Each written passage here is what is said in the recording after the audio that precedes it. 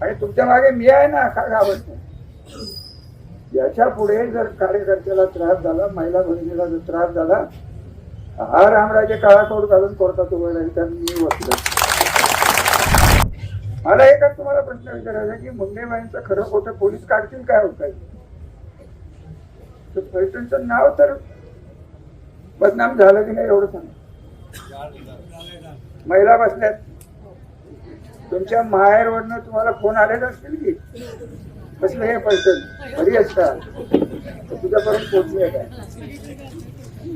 सगळं घडतंय. तुम्ही जर डोळे दाखव, हे बघा, अन्याय सहन करणारा अन्याय करणाऱ्याच्या डबल दोषी असतात. आणि तुमच्या मागे मी आहे ना, का घाबरत नाही?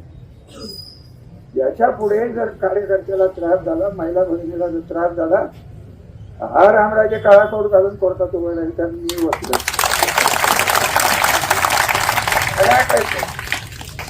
पोलिसाच्या बदल्याची दम देऊन त्यांना पोलिसांना नाडवणे याच्यात काही राजकारण म्हणत नाहीत साहेब.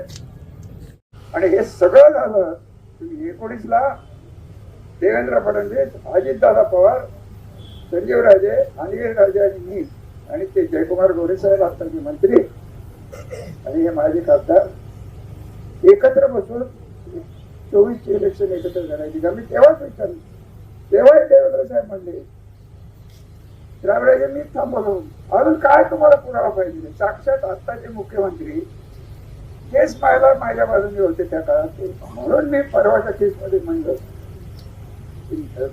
जरी त्यांनी तथाकथित क्लीन चिट दिली असेल, अजूनही कदाचित आले तर ते बोलतील काय बोलायचे, त्यांचे ते हक्क आहेत.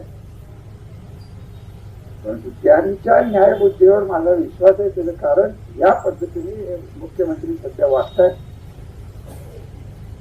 अख्ख्या भारतात पसरलेल्या या भारतीय जनता पार्टीच्या बदनामीचं मूळ कारण सातारा जिल्ह्यात नाही. हे भारतीय जनता पार्टीला दोन जे बसपासून इथं तयार झालेले आहेत त्यांच्यावर ते काय करायचं